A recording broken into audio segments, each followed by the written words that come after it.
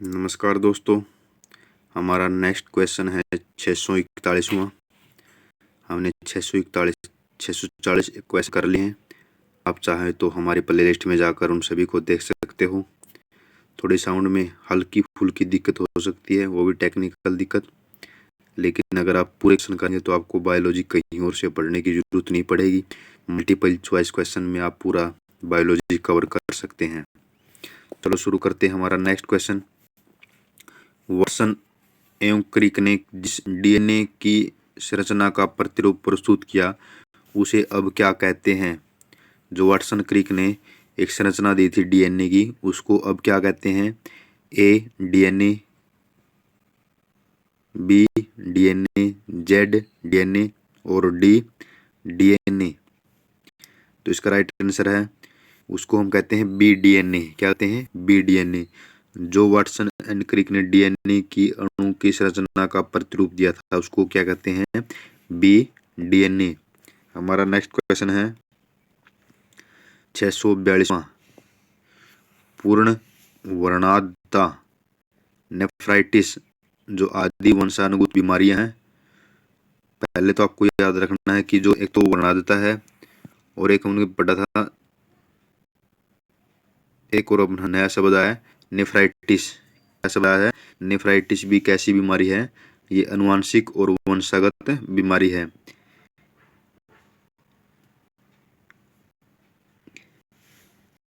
तो इसका ये ऑप्शन क्या दे रहा है? एस एक्स सहलगन, बी ऑप्शन एक्स एक्स सहलगन, सी ऑप्शन एक्स वाई सहलगन और डी ऑप्शन वाई सहलगन। आपको याद रखना है जो ये दो अनुवांशिक बीमारी दे रखी है वो एक्स सहलगन का गुण है। एक्स सहलगन का गुण है। हमारा नेक्स्ट क्वेश्चन है निम्नलिखित में से कौन सा युग्म सुमेलित नहीं है? 4 युग्म दे रखे हैं, आप इसको छोड़ सकते हैं, थोड़ा टिपिकल क्वेश्चन है, रटना पड़ेगा। अगर आप देखना, चलो अब इस क्वेश्चन को छोड़ देते हैं, आगे करेंगे जब हम इसका बेसिस करेंगे तब करवा देंगे। हमारा नेक्स्ट क्वेश्चन है निम्नलिखित में से कौन समजात अंग है? समजात अंग कौन से हैं? कीटों में भोजन ग्रहण हेतु मुख उपांग, बी ऑप्शन हमारा मधुमक्खी और बिच्छू के डंक, सी ऑप्शन हमारा ड्रैको और चमगादड़ के पैटेजिंग, डी ऑप्शन हमारा पक्षियों और कीटों के पंख। तो इसका राइट आंसर क्या है? सी, यानी ड्रैको और चमगादड़ के पैटेजम। ये दिखने में समान दिखते हैं लेकिन कार्य इनके अलग अलग होते हैं। तुम्हारा राइट आंसर क्या है? ड्रैको और चमगादड़ के पैटेजम। ड्रैको और चमगादड़ के पैटेजम समजात अंग के उदाहरण हैं। हमारा नेक्स्ट क्वेश्चन है कौन सा? 645वां क्वेश्चन है, इसमें सुमेलित बताना कौन सा है? देखो इसने दिया हुआ है एड्स वायरस। एड्स वायरस को इसने S S R N A बताया है। रियो वायरस को इसने S S R N A, polio virus को इसने D S R N A और चिकन पॉक्स वायरस को एस डी एन ए बताया है।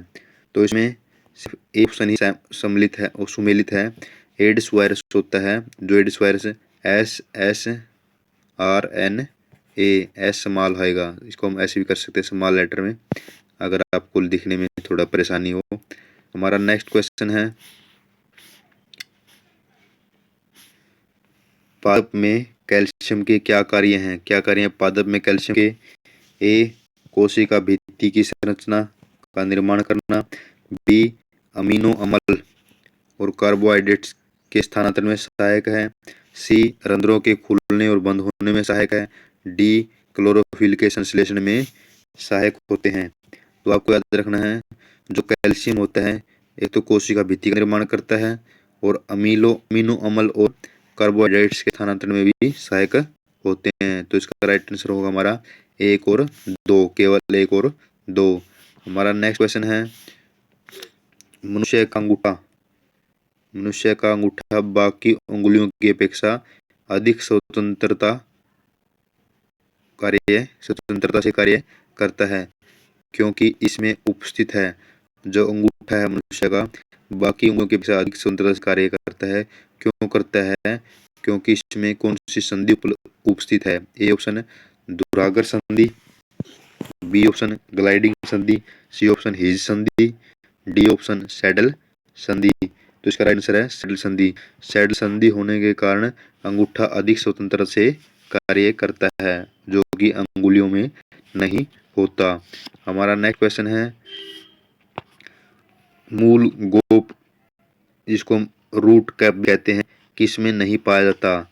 ए मरुस्थलीय पौधों में, बी जल में उगने वाले पौधों में, सी मीजोफाइट में यानी समूहविद में, डी लवण में उगने वाले पौधों में। तो आपको याद रखना है जो जल में पौधे उगते हैं उनमें मूल गोप नहीं पाया जाता। मूल गोप जलीय पौधों में नहीं पाया जाता। और हाइड्रोफाइट, जिसको हम जल में उगने वाले पौधे यानी जलोद्भिद भी कहते हैं, वैसे पौधे होते हैं जो आंशिक या पूर्ण रूप से जल में डूबे रहते हैं, जिस प्रकार हम कहते हैं कमल, सिंघाड़ा। और जीरोफाइट किसको कहते हैं? वैसे पौधे होते हैं जीरोफाइट या मरुद्भिद, वैसे पौधे होते हैं जो शुष्क भूमि व जलवायु में उगते हैं, जिस प्रकार नागफनी और मध्य ओक। हमारा नेक्स्ट है एक होता है मीजोफाइट। क्या होता है? मीजोफाइट। इसको सम उद्भिद भी कहते हैं। वैसे पौधे जो सामान्य मिट्टी, साधारण तापमान और साधारण नमी में उगते हैं। मीजोफाइट का होता है जो प्रत्येक स्थिति, प्रत्येक अवस्था सामान्य होती है, चाहे वो मिट्टी हो, चाहे वो तापमान हो, चाहे वो नमी हो। एक होता है हेलोफाइट, जिसको हम लवण उद्भिद कहते हैं। वैसे पौधे जो लवण स्थान जैसे समुद्र हो गया, समुद्र के किनारे हो गया, दलदली भूमि हो गया, इसमें आता है जोफेरा, ये लवणीय पौधे होते हैं। हमारा नेक्स्ट क्वेश्चन है 649वां। 649वां खाद्य पदार्थों में अधिक मात्रा में नमक और चीनी डालकर उन्हें लंबे समय तक सुरक्षित रखा जा सकता है। ऐसा इसलिए होता है क्योंकि अधिक नमक और चीनी क्या करते हैं? ए ऑप्शन है सूक्ष्म जीवी कोशिकाओं का द्रव्य कुंचन करते हैं, बी ऑप्शन इनके कारण सूक्ष्म जीवी कोशिकाएं फट जाती हैं। पहला ऑप्शन क्या है? कोशिकाओं को कुंचन करते हैं। दूसरा ऑप्शन हमारा बी ऑप्शन कोशिकाएं फट जाती हैं। और सी ऑप्शन इनके कारण सूक्ष्म जीव कोशिकाओं का आकार बदल जाता है। डी ऑप्शन खाद्य पदार्थों से पानी निकल जाता है। आपको याद रखना है इसका राइट आंसर होगा ए, क्योंकि नमक और चीनी अधिक मात्रा में होने से जो सूक्ष्म जीवी कोशिकाएं हैं उनका द्रव्य कुंचन हो जाता है। क्या हो जाता है? द्रव्य कुंचन हो जाता है। हमारा नेक्स्ट क्वेश्चन है हार्मोन एड्रेनलिन से संबंधित। हार्मोन एड्रेनलिन दिया हुआ है और इसे 4 ऑप्शन दिए हुए हैं। क्या दिए हुए हैं? जो एड्रेनलिन ये है, इसके क्या कार्य हैं? क्या कार्य है?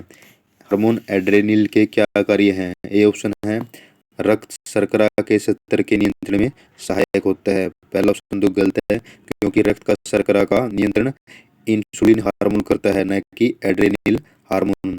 दूसरा है जब कोई बहुत गुस्से में होता है या बहुत चिंतित होता है तो यह तनाव के स्तर के समझने में शरीर की सहायता करता है।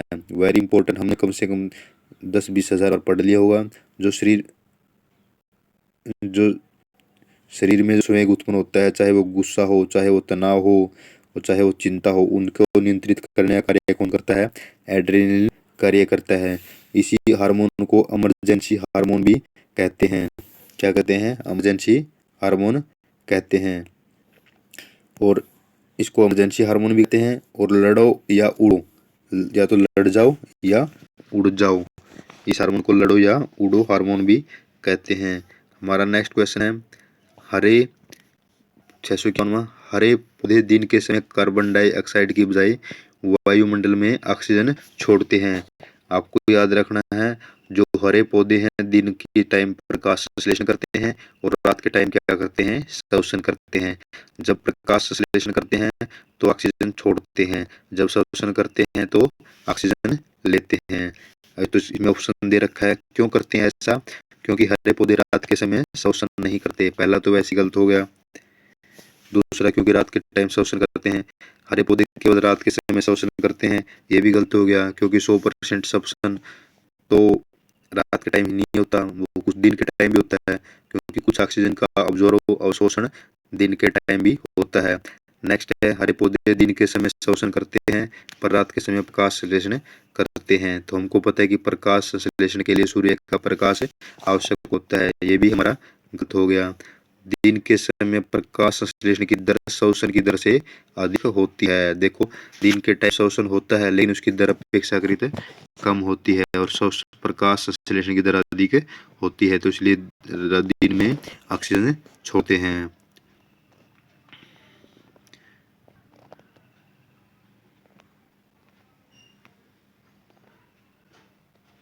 हमारा नेक्स्ट क्वेश्चन है, पौधे की चालनी नलिका कोशिकाओं और स्तनधारियों की लाल रक्त कोशिकाओं की संरचना में एक विशेष समानता होती है। ए, केंद्र की अनुपस्थिति, बी, हरित लवक की अनुपस्थिति, डी, कोशिका भित्ति की अनुपस्थिति, डी, हीमोग्लोबिन की अनुपस्थिति। देखो, जो एक पौधे की चलनी कोशिकाओं की बात की हुई है, एक स्तनधारी की, इनमें क्या डिफरेंस है हमको पता है। इनमें क्या समानता है, नहीं कि डिफरेंस, क्या समानता पूछी है। देखो, हरित लवक केवल पौधों में पाया जाता है, समानता नहीं है। कोशिका भित्ति हरित लवकों में पाया जाता है, वो पौधों में पाया जाता है मात्र। हीमोग्लोबिन स्तनधारियों में पाया जाता है। तो ऐसी कौन सी चीज है जो दोनों में पाई जाती है, वो है केंद्रक। केंद्र की अनुपस्थिति। अनुपस्थिति मतलब जो पौधे की चालनी नलिका कोशिका होती है और स्तनधारियों की लाल रक्त कोशिका होती है, दोनों में केंद्रक नहीं होता। आपको याद रखना है कि जो बर्ड की लाल रक्त कोशिका होती है उनमें केंद्रक नहीं होता और न ही पौधे की चालनी कोशिकाओं में केंद्रक होता। हमारा नेक्स्ट क्वेश्चन है 653वां। क्या है 653वां? निम्नलिखित में से कौन सा लार का लाभ नहीं है? इसमें 4 ऑप्शन दिए हुए हैं। यह निगलने में मदद करता है, हमको पता है कि यह लाभ है। यह शरीर में आरबीसी की वृद्धि करता है, हमको यह पता है कि लार का आरबीसी की संख्या से कोई मतलब नहीं होता। तो ये ऑप्शन हमारा गलत हो जाता है। बी ऑप्शन क्या हमारा गलत हो जाता है। अगर सी ऑप्शन की यह मुख और दांतों को साफ रखती है, ये भी सही है। नेक्स्ट, यह जिह्वा और होठ की गति को अनुकूल बनाकर बोलने में मदद करती है, यह भी सही है। हमारा नेक्स्ट क्वेश्चन है 654वां। सबसे अधिक अपवर्तनांक वाला आंख का अंग कौन सा है? आंख का कौन सा अंग है जिसका अपवर्तनांक सबसे अधिक होता है? ए, कॉर्निया, 2, एक्वियस ह्यूमर, सी, लेंस, डी, कचाव द्रव्य। डी क्या हो गया? कचाव द्रव्य। तो आपको याद रखना है, जो आंख का लेंस होता है, आंख का लेंस होता है, उसका अपवर्तनांक आंख के सभी भागों में सबसे अधिक होता है। तो आंख के लेंस का अपवर्तनांक सबसे ज्यादा होता है। हमारा नेक्स्ट क्वेश्चन है, एंजाइम क्या होते हैं? एंजाइम क्या होते हैं? ए, सूक्ष्मजीव, बी, प्रोटीन, सी, अकार्बनिक यौगिक, डी, फफूंद। हमने पहले भी जिक्र किया है, एंजाइम प्रोटीन होते हैं। आपको एक कथन याद रखना है, सभी एंजाइम प्रोटीन होते हैं। सभी एंजाइम प्रोटीन होते हैं, लेकिन सभी प्रोटीन एंजाइम नहीं होते। इसने दे भी रखा है, सभी शरीर में सभी एंजाइम प्रोटीन होते हैं, लेकिन सभी प्रोटीन एंजाइम नहीं होते। नेक्स्ट हमारा 656वां क्वेश्चन है, गलसुआ एक वायरल रोग है। जो गलसुआ होता है, जिसको मम्प्स कहते हैं, एक वायरस से होने वाला रोग है जो शरीर में सूजन पैदा करता है। शरीर में सूजन पैदा करता है शरीर के किस भाग में? पहला है कर्णपूरो ग्रंथि में। किस में करता है? कर्णपूरो ग्रंथि में, पैरोटिड में। दूसरा है बी ऑप्शन, अधोजीवा ग्रंथि में। किस ग्रंथि में? अधोजीवा ग्रंथि में। तीसरा है अधोजंब ग्रंथि में। और डी हमारा अवाक्षी ग्रंथि में। तो आपको याद रखना है, जो गलसुआ या मम्प्स का वायरल रोग है, इससे कान के पैरोटिड में ग्रंथि में सूजन हो जाती है। कहाँ सूजन हो जाती है? कान की ग्रंथि में। हमारा नेक्स्ट क्वेश्चन है, मानव शरीर की सबसे बड़ी मिश्रित ग्रंथि कौन सी है? हाँ, आपको दो फैक्ट बताता हूँ। एक आएगा मानव शरीर की सबसे बड़ी, जहाँ मिश्रित ना हो तो वहां पर लिखना कोई यकृत। क्या लिखना है? यकृत। यकृत होती है मानव शरीर की सबसे बड़ी ग्रंथि। दोस्तों थोड़ा ध्यान से सुने। अगर पूछ लेता है मानव शरीर की सबसे बड़ी ग्रंथि कौन सी है, तो आएगा यकृत। अगर ये पूछ लेता है मानव शरीर की दूसरी सबसे बड़ी ग्रंथि कौन सी है, तो आएगा अग्नाशय। दूसरी सबसे बड़ी ग्रंथि अग्नाशय, सबसे बड़ी ग्रंथि यकृत।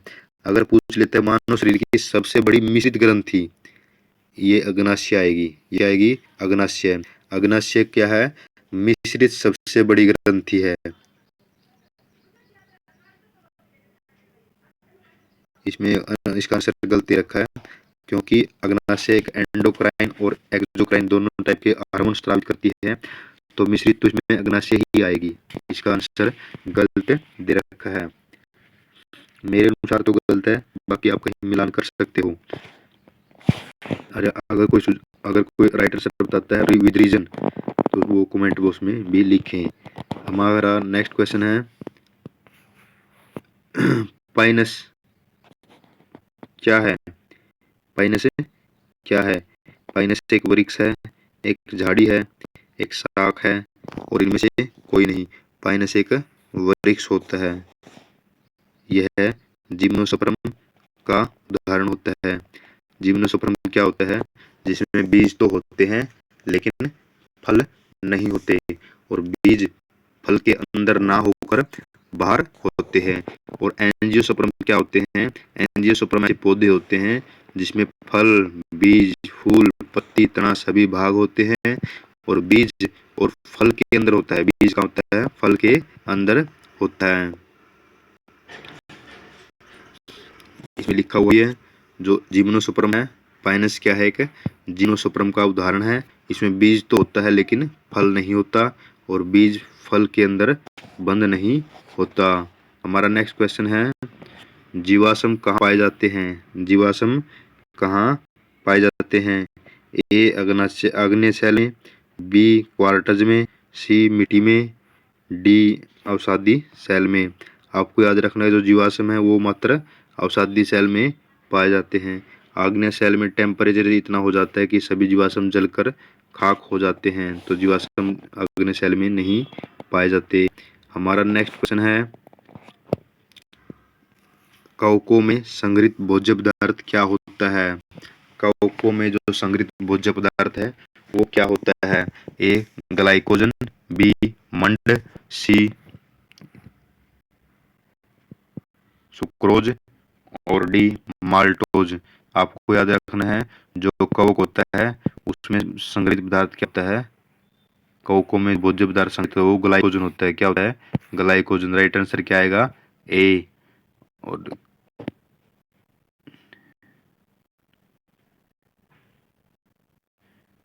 मुख्य संग्रहित पदार्थ क्या होता है? ग्लाइकोजन होता है। वो किस रूप में संग्रहित होता है? वो होता है मंड के रूप में। किस रूप में? मंड के रूप में संग्रहित होता है। हमारा नेक्स्ट क्वेश्चन है कौन सा वायवीय और अवायवीय श्वसन में समान है? ऐसे कौन सी प्रक्रिया है जो ऑक्सीजन युक्त श्वसन में और अनाक्सीय श्वसन में समान रूप से होता है? ऑप्शन ए है समान अवशोषण, बी ग्लाइकोसिस, सी पाइरूवेट अम्ल, और डी उपयुक्त में से सभी। तो आपको याद रखना है ग्लाइकोसिस प्रक्रिया वायवीय और अवायवीय दोनों सूत्रों में समान है, लेकिन पाइरूवेट अम्ल का निर्माण अवायवीय श्वसन में होता है। आप इसको याद रख सकते हैं, और ग्लाइकोसिस दोनों क्रियाओं में होती है। हमारा नेक्स्ट क्वेश्चन है किस सवाल का प्रयोग केल्विन और उसके साथियों ने प्रकाश संश्लेषण संबंधी प्रयोगों में किया? जो किस सवाल का प्रयोग केल्विन एक वैज्ञानिक था और उसके साथियों ने प्रकाश संश्लेषण में प्रयोग किया?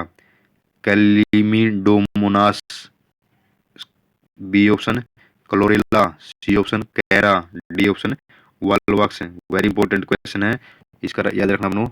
जो केल्विन ने क्लोरेला पौधे को उपयोग के तौर पर किया था जब उसने वो प्रकाश संश्लेषण पर अध्ययन कर रहे थे। हमारा नेक्स्ट क्वेश्चन है, प्रथम ट्रांसजेनिक पौधा जिसका प्रयोग व्यावसायिक स्तर पर उत्पादन के लिए हुआ था। कौन सा ट्रांसजेनिक पौधा था जिसका सबसे पहले व्यावसायिक स्तर पर उत्पादन हुआ था? कपास, टमाटर, तंबाकू और चावल। आपको याद रखना है कपास पहला पौधा भी ये था और इसको ही मंजूरी मिली हुई है भारत में। जो बीटीएम होता है, बीटी कास होती है, ये ट्रांसजेनिक पौधा होता है, इसको मंजूरी मिली हुई है। मात्र एक फल है।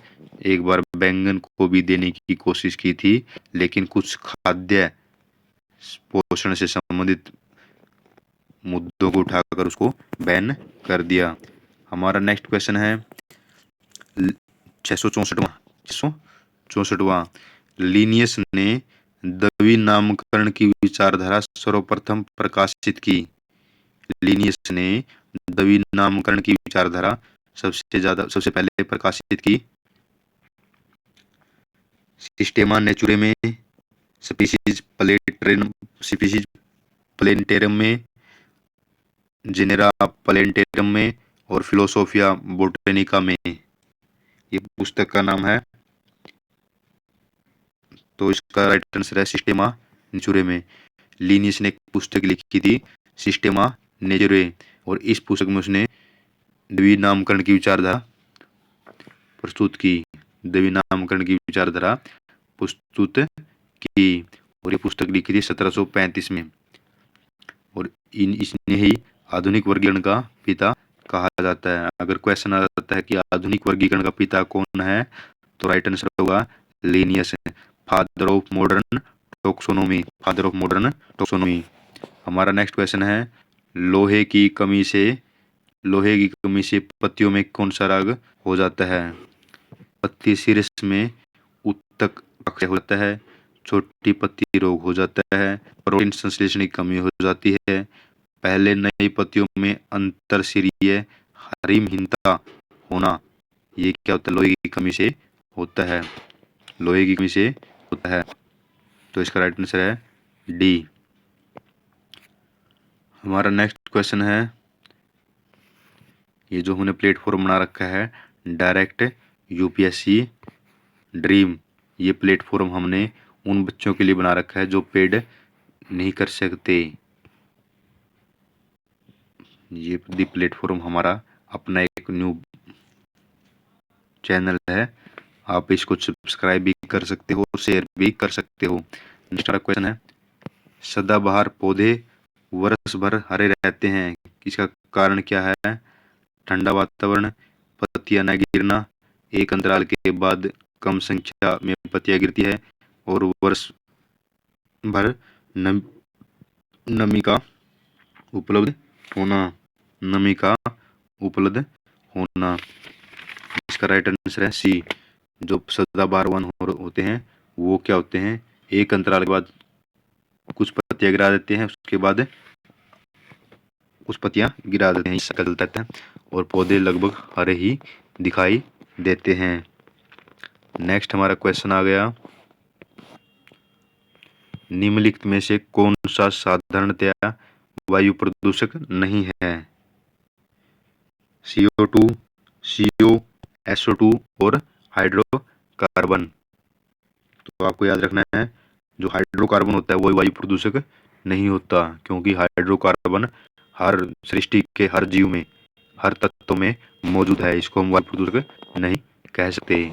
हमारा नेक्स्ट क्वेश्चन है 668वां, क्लाइमेट शब्द किस भाषा से लिया हुआ है? क्या कह सकते हैं? जो क्लाइमेट शब्द है वो किस भाषा से संबंधित है? ए लैटिन, जर्मनी, अंग्रेजी और ग्रीक। आपको याद रखना है जो क्लाइमेट शब्द है वो ग्रीक से संबंधित है। किससे संबंधित है? ग्रीक से संबंधित है। हमारा नेक्स्ट क्वेश्चन है 669वां, गुणसूत्रों में क्या होता है? गुणसूत्रों में क्या होता है? केवल प्रोटीन होता है, डीएनए प्रोटीन होता है, डीएनए आरएनए हिस्टोन होता है, डीएनए, आरएनए, हिस्टोन और एहिस्टोन प्रोटीन होता है। तो आपको याद रखना है जो गुणसूत्र होते हैं उसमें सभी आनुवंशिक पदार्थ होते हैं, जिसमें हम डीएनए भी कहते हैं। डीएनए, आरएनए, हिस्टोन प्रोटीन और एहिस्टोन प्रोटीन सभी होते हैं। हमारा नेक्स्ट क्वेश्चन है दोस्तों 617वां क्वेश्चन। कौन सा क्वेश्चन है? 617वां क्वेश्चन। 617वां क्वेश्चन क्या है?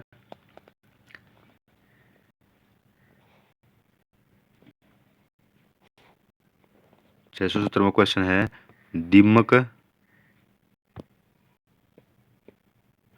617वां क्वेश्चन हमारा दीमक लकड़ी का पाचन ऐसे एंजाइम की सहायता से करती है जो स्रावित होता है। क्वेश्चन क्या है हमारा? दीमक ऐसी लकड़ियों का पाचन किस एंजाइम की सहायता से करती है जो किससे स्रावित होता है? लार ग्रंथियों से, मध्यांतर में कोशिकाओं से, लार ग्रंथियों से, मध्यांतर में कोशिकाओं से, सहजीवी प्रोटोजोआ से और शरीर के बाहर जीवाणु और कवकों से। आपको याद रखना है जो दीमक है जिन एंजाइमों की सहायता से लकड़ी का पाचन करती है वो किससे प्राप्त होता है? वो सहजीवी प्रोटोजोआ से प्राप्त होता है। किससे प्राप्त होता है? सहजीवी प्रोटोजोआ से प्राप्त होता है। मतलब दीमक के साथ जो प्रोटोजोआ रहते हैं उनसे एंजाइम प्राप्त होता है, उसी एंजाइम की वजह से वो लकड़ी का पाचन करते हैं। ये एंजाइम सहजीवी प्रोटोजोआ कहाँ पाए जाते हैं? दीमक के शरीर में पाए जाते हैं। हमारा नेक्स्ट क्वेश्चन होगा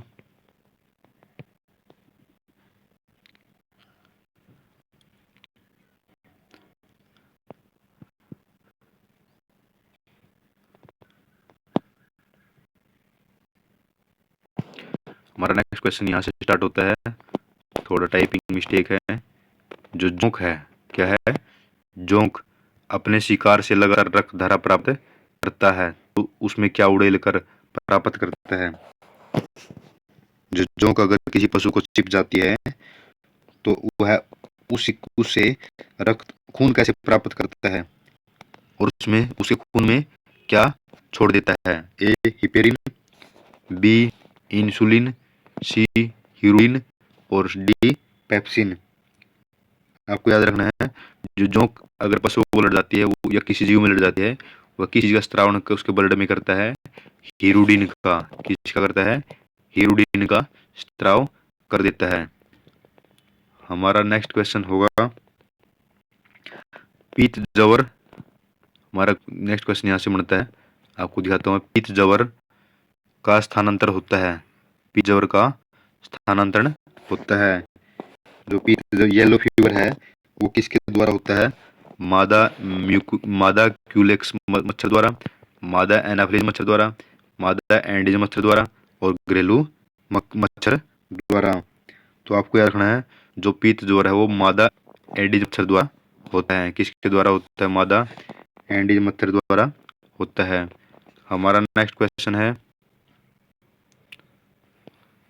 673वां क्वेश्चन है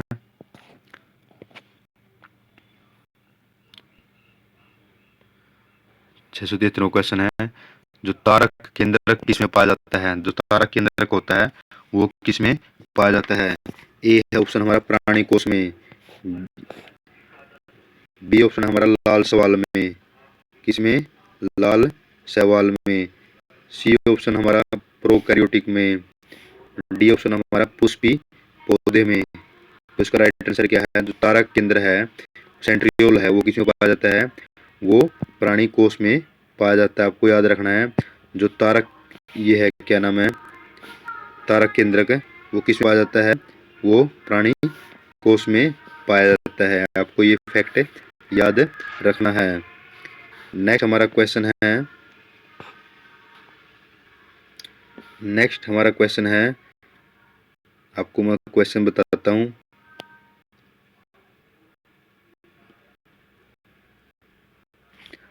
छह सौ चौहत्तरवां क्वेश्चन यहाँ दिया हुआ है, कर दिया। प्रकाश संश्लेषी वर्णक हरित लौह में झिल्ली में उपस्थित होते हैं। जो प्रकाश संश्लेषी वर्णक हरित लवक में झिल्ली में उपस्थित होते हैं थाइलेकाइड के रूप में पाए जाते हैं, फोटोग्लोबिन में, मैट्रिक्स में और हरित लवक आवरण में। तो इसका राइट आंसर आएगा थैलेकाइड में। जो प्रकाश संश्लेषी वर्णक होते हैं वो कहाँ पाए जाते हैं? थैलेकाइड में पाए जाते हैं।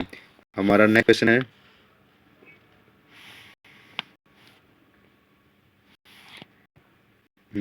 हमारा आएगा 675वां। तपेदिक रोग है जो टीबी रोग है, उसका क्या आकार है? विषाणु, कवक, बैक्टीरिया। हमने कई बार पढ़ लिया। जो टीबी हो बैक्टीरिया के कारण होती है। कौन से बैक्टीरिया के कारण? ट्यूबरकुलोसिस बैक्टीरिया के कारण। हमारा नेक्स्ट क्वेश्चन है, नेक्स्ट में कुछ फैक्ट दिए हुए हैं, मैं आपको फैक्ट बता देता हूँ। पहला फैक्ट है कोस्मोलॉजी। पहला फैक्ट क्या है? कोस्मोलॉजी। आपको याद रखने हैं, ये आपको फैक्ट याद रखने हैं। जो कोस्मोलॉजी होती है वो किसका अध्ययन होता है? वो ब्रह्मांड का अध्ययन होता है। किसका अध्ययन होता है? वो ब्रह्मांड का अध्ययन होता है। दूसरा हमारा फैक्ट है इकोलॉजी। क्या है? इकोलॉजी, ये पर्यावरण का अध्ययन है। क्या है? पर्यावरण का अध्ययन है। तीसरा हमारा एंथोलॉजी। क्या है? एंथोलॉजी, ये फूलों का यानी पुष्पों का अध्ययन है। किसका अध्ययन है? पुष्पों का अध्ययन है। यह है पोमोलॉजी। क्या है? ये पोमोलॉजी, ये किसका अध्ययन है? ये फलों का अध्ययन है। किसका अध्ययन है? ये फलों का अध्ययन है। उसके बाद आता है न्यूरोलॉजी। क्या आता है? न्यूरोलॉजी, ये स्नायु तंतुओं का अध्ययन है। किसका अध्ययन है? स्नायु तंतुओं का अध्ययन है। अब ये क्वेश्चन मिलान करने वाला था। किसका था? मिलान करने वाला था। देखो मैं बताता हूँ, इसमें लिखा हुआ है जो पुष्पों का अध्ययन गलत है, पोमोलॉजी। हमने इसको ऐसे मार्क कर सकते हैं। और उसके बाद आता है स्नायु तंत्रों का अध्ययन, क्या गलत है? न्यूरोलॉजी, ये हमने यहाँ कर लिया। उसके बाद आता है फलों का अध्ययन, सॉरी पुष्पों का अध्ययन एंथोलॉजी आएगा। सॉरी ये नहीं आएगा, पुष्पों का अध्ययन आएगा एंथोलॉजी, ये पुष्पों का अध्ययन है। और फलों का अध्ययन क्या आएगा? ये लिखा फलों का अध्ययन, फलों का अध्ययन आएगा पोमोलॉजी। क्या आएगा? पोमोलॉजी। फलों का अध्ययन क्या है? पोमोलॉजी। और कोस्मोलॉजी किसका अध्ययन है? ब्रह्मांड का अध्ययन है। किसका अध्ययन है? ब्रह्मांड का अध्ययन है। लिखा हो ब्रह्मांड का अध्ययन, कोस्मोलॉजी। और पर्यावरण का अध्ययन क्या कहलाता है? वो कहलाएगा इकोलॉजी। क्या कहलाएगा? इकोलॉजी। दोबारा पढ़ते हैं। पोमोलॉजी फलों का, एंथोलॉजी फूलों का। एंथोलॉजी किसका आएगा? फूलों का। ये एंथोलॉजी यहाँ पे आएगा। इसको मैं भी कर सकते टिक मार अगर आपको कुछ दिक्कत हो रही है। ठीक है। और न्यूरोलॉजी स्नायु अध्ययन। इस तरह से आप इसको कर सकते हैं। हमारा नेक्स्ट क्वेश्चन है, अम्ल वर्षा वास्तव में किसका मिश्रण होती है? जो अम्ल वर्षा है वो किसका मिश्रण होती है? ऑप्शन ए है सल्फ्यूरिक अम्ल और नाइट्रिक अम्ल का। सल्फ्यूरिक अम्ल और नाइट्रिक अम्ल का। बी ऑप्शन है हेक्सेन और मैथिन का। सी ऑप्शन है एसिटिक अम्ल और ब्रोमीन का। और डी ऑप्शन है एस्कोरिबिक और सिट्रिक अम्ल का। तो इसका राइट आंसर है सल्फ्यूरिक और नाइट्रिक अम्ल हमारा राइट आंसर है। नेक्स्ट क्वेश्चन हमारा आता है राइबोसोम केंद्र कहाँ किसका संश्लेषण करता है? राइबोसोम प्रोटीन का, वसा का, प्रकाश संश्लेषण। हमने पढ़ा है कि जो प्रोटीन का संश्लेषण कहाँ कोशिकांग में होता है, वो होता है राइबोसोम में। किस में होता है? राइबोसोम में होता है। तो राइट आंसर क्या आएगा? ए। हमारा नेक्स्ट क्वेश्चन है एटीपी। एटीपी क्या है?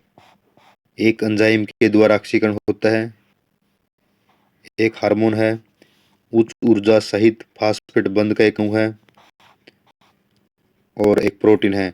हमने पढ़ा था ये फास्फेट का अणु होता है उच्च ऊर्जा से, जिसमें उच्च ऊर्जा होती है। जब एटीपी से एक फास्फेट बंध निकाल दिया जाता है, एक फास्फेट अणु निकाल दिया जाता है, तो एडीपी बन जाता है, क्योंकि इसके नाम में ही पता चलता है एडिनोसिन ट्राइफॉस्फेट क्या है, एडिनोसिन ट्राइफॉस्फेट होता है। हमारा नेक्स्ट क्वेश्चन है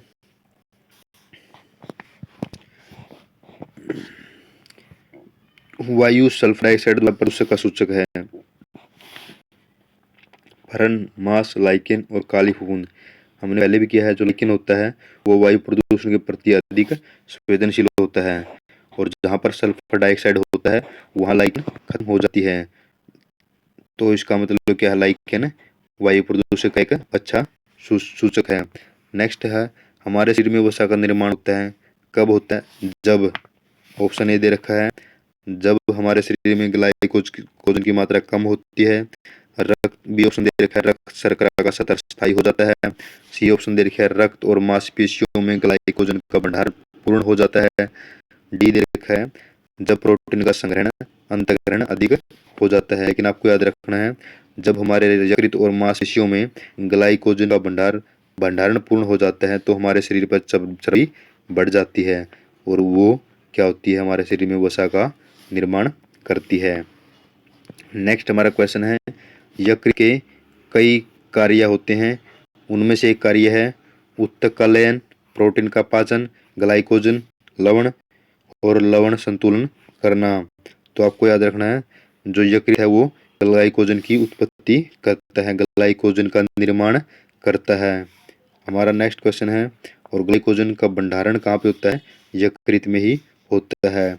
हमारा नेक्स्ट क्वेश्चन है, जो सांप के दांत होते हैं वो एक विशिष्ट रचना होती है, जंबिका दंत होते हैं, 20 वृत्तिंग होते हैं और पूर्व जंबिका दंत होते हैं।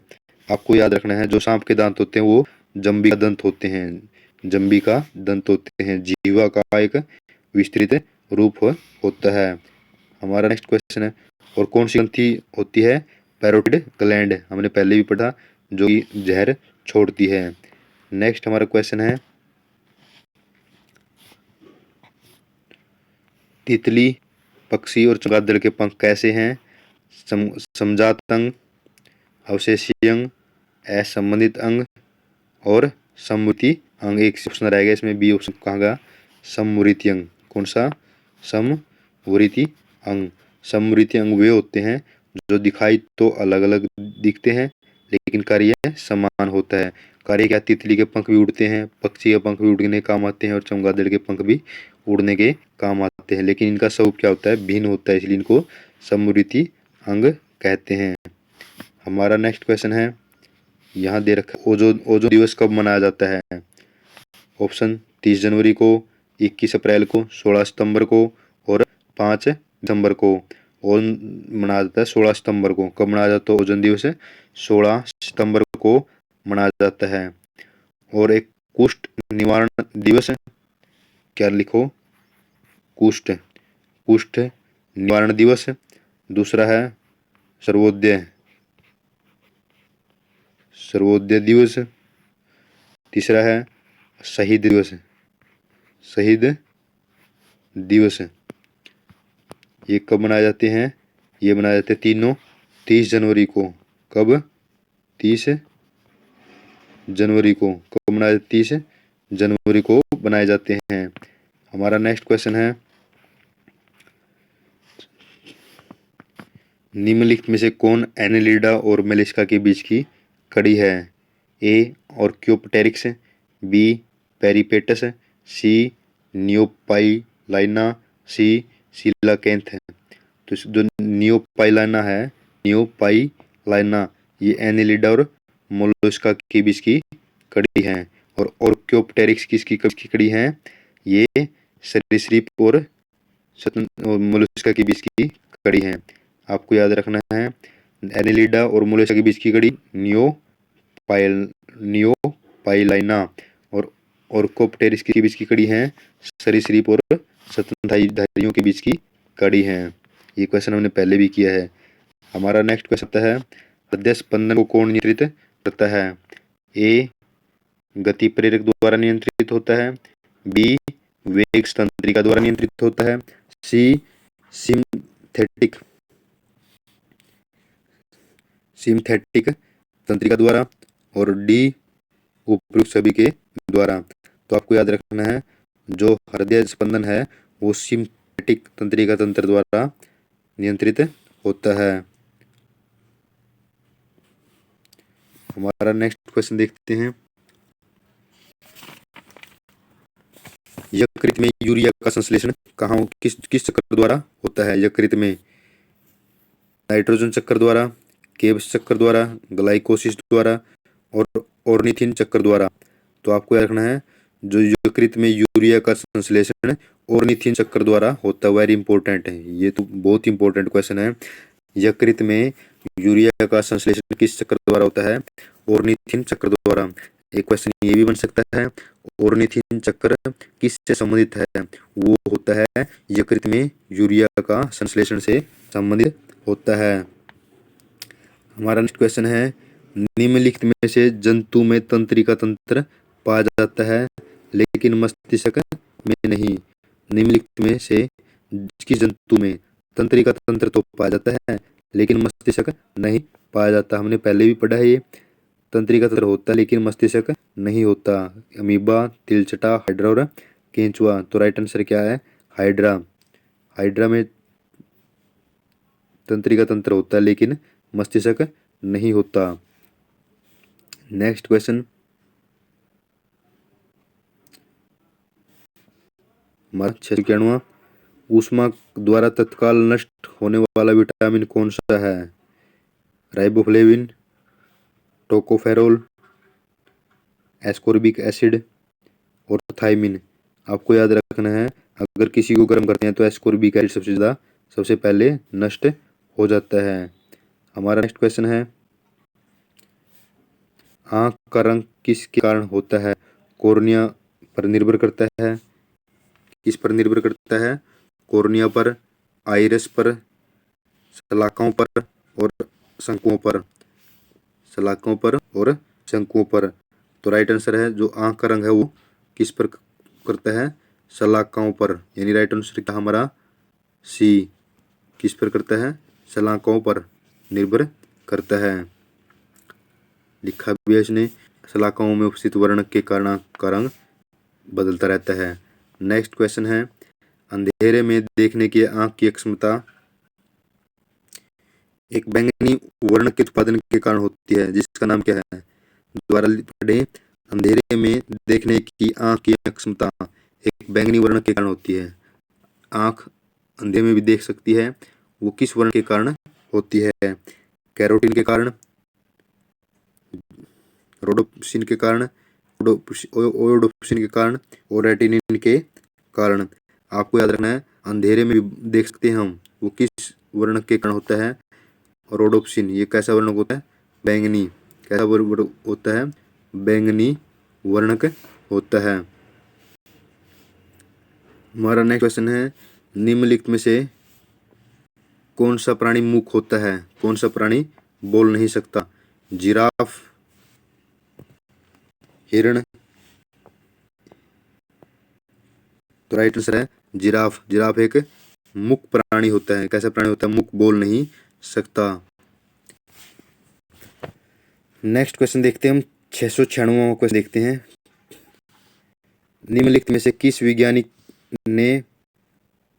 किस भारतीय वैज्ञानिक ने पादपों में जल के लंबी दूरी के अभिगमन का सिद्धांत प्रतिपादित किया था? कि पादप में जल बहुत लंबी दूरी तय करते हैं। जेसी बोस, बिरबल साहनी, पी माहेश्वरी, एन.एस. परिहार। तो आपको याद रखना जेसी बोस ने, जो भारत का एक सुप्रसिद्ध वैज्ञानिक था, इसने पौधे में जल की लंबी दूरी का सिद्धांत प्रतिपादित किया था। हमारा नेक्स्ट क्वेश्चन है निम्नलिखित में से कौन सा अंग वसा का भंजन कर कोलेस्ट्रॉल उत्पन्न करता है? वसा को अपघटित कर कोलेस्ट्रॉल का निर्माण करता है। आंत, यकृत, फेफड़े और किडनी। तो आपको याद रखना जो यकृत होता है वो कोलेस्ट्रॉल का निर्माण करता है, यकृत वसा को तोड़कर। हमारा नेक्स्ट क्वेश्चन है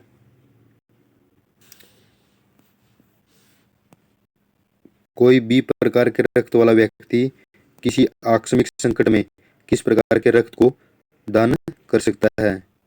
किस प्रकार के रक्त वाले व्यक्ति को रक्त दान कर सकता है? अगर किसी व्यक्ति का बी ग्रुप है तो वह किन किन व्यक्तियों को रक्त दान कर सकता है?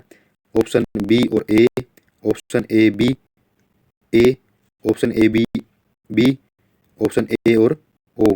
तो आपको याद रखना है वो ए बी को भी दान कर सकता है। ए बी को तो वैसे दान कर सकता है क्योंकि ये सरोगराही है। बी को यह इसलिए दान कर सकता है क्योंकि यह सेम ग्रुप है। तो राइट आंसर क्या होगा हमारा? ए बी को भी दान कर सकता है और बी को भी दान कर सकता है।